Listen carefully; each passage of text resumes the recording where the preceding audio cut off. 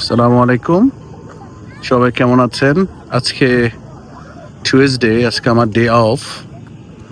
ওই ডে অফের মধ্যে ফ্যামিলিদেরকে নিয়ে আসছি বিচে।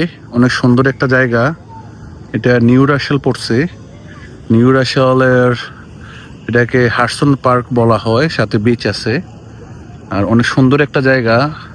যারা এখানে আসতে চান, পার্কিংয়ের জন্য 10 অ্যান্ড অ্যাডাল্টের জন্য $5 করে, $5 করে নিয়ে থাকে তারা।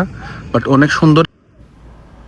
হাডসন পার্ক অ্যান্ড বিচ হল নিউ ইয়র্কের New Rochelle Long Island Sound এর তীরে অবস্থিত 10 একর আয়তনের একটি মনোরম ও উন্মুক্ত উপকূলীয় এলাকা।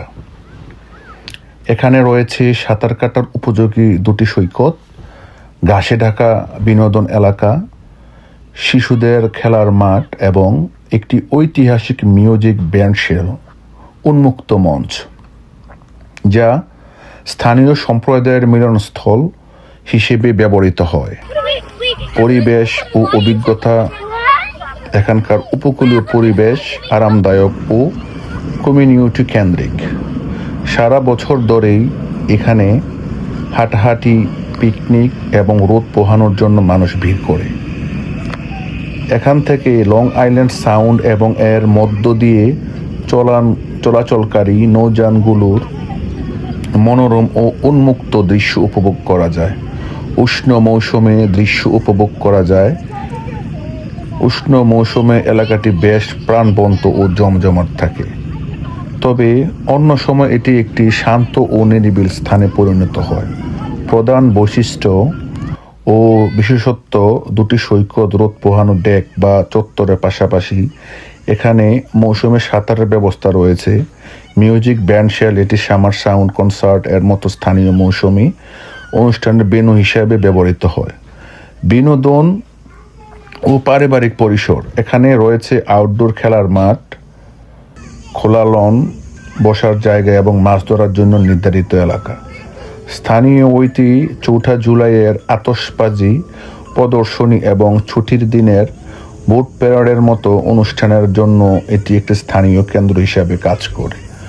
দর্শনার্থীদের মতামত: দর্শনার্থীরা প্রায়ই এখানে উন্মুক্ত জলাশয়ের দৃশ্য, ধীরস্থির পরিবেশ এবং পরিবারের উপযোগী খেলার জায়গার প্রশংসা করেন। তবে কিছু পর্যালোচনায় উল্লেখ করা হয়েছে যে পৌরসভার উন্নয়নমূলক কাজ এবং মৌসুমীদের সুযোগ সুবিধার পরিবর্তনের কারণে পরিদর্শনের সময়ের উপর ভিত্তি করে এখানকার সুবিধাগুলোতে ভিন্নতা থাকতে পারে। আশা করি সবাই এই ভিডিওটি উপভোগ করবেন। আর যাদের ঘুরতে ইচ্ছুক, এখানে ভিজিট করার জন্য আসবেন পরিবার নিয়ে। বাচ্চারা খেলাধুলার জায়গা আছে, ফিশিং করতে পারবেন, পাশাপাশি বিচের মধ্যে নামা যায়, সাঁতার কাটা যায়। এখানে আবার ওই যে মাছ ধরার জন্য বোট রেন্ট করে যাওয়া যায়, বোট আছে, এই বোটের মধ্যে করে মাছ শিকার করতে যাওয়া যায়। খুব সুন্দর একটি জায়গা, সবুজে ঘেরা, সাথে বিচ আছে। পরিবারের সাথে সময় কাটানোর জন্য উপযুক্ত একটি জায়গা। অবশ্যই আসবেন।